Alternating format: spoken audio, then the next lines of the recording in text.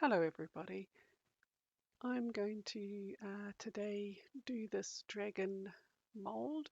I've put some mico powder in the wing here. I've used a paintbrush for that, and I'm going to use the makeup applicator brush for the other side so that we can do a comparison and see which is the better of the two techniques. I've seen YouTube videos with people doing either or, so I'm just going to see which is the one I prefer out of the two. So that being said, let's get this started. Okay, so between the two brushes, the paintbrush and the makeup eyeshadow applicator brush, I find the makeup eyeshadow applicator brush just seems to do larger surfaces a lot faster, and it seems to just be a little bit better. However, I still found the paintbrush came in handy, especially in the little crevices and folds of your mold. You would need the paintbrush just to get into those areas because the makeup applicator brush just doesn't quite get into there. And of course, please remember to shake your mold to get all those bits out so that you don't have too much mica powder build up inside your mold. Okay, so I've mixed up some resin. Important thing here that I did do was measure my mold to find out how much resin I was going to use. So we might have a couple of batches of this. So I've got some red mica powder. I'll use a little spoon to put this in here. You only need a little bit, so your mica powder is going to last quite some time. You can see it's quite a big jar here, and I only used that teeny tiny spoon. So now I'm just going to mix this up into the resin. You want to make sure that it's mixed quite well. If you end up with sort of bits of powder that hasn't mixed in properly, then that actually does come out at the end of your mold. It comes out in sort of cloudy patches and things.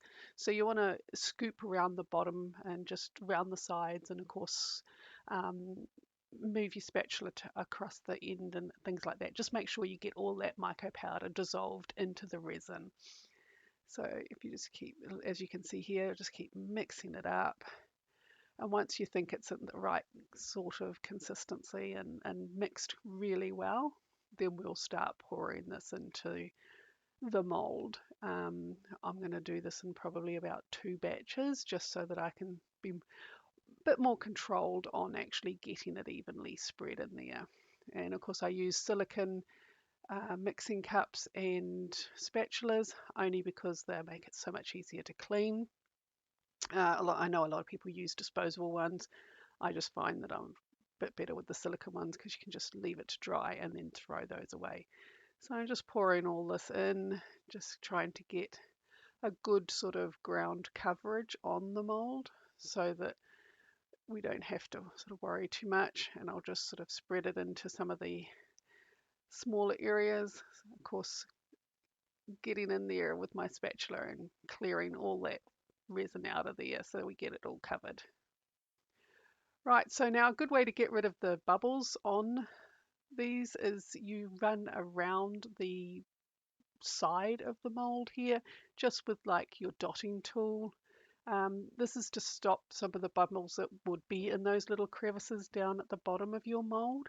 So just running all around the edges here just to make sure that you're trying to get rid of any surface bubbles, because that, of course, the bottom of this mold is actually going to be the front of your design. The other one is with and for cleaning, you just use a wet wipe. It makes it really easy for cleaning your utensils.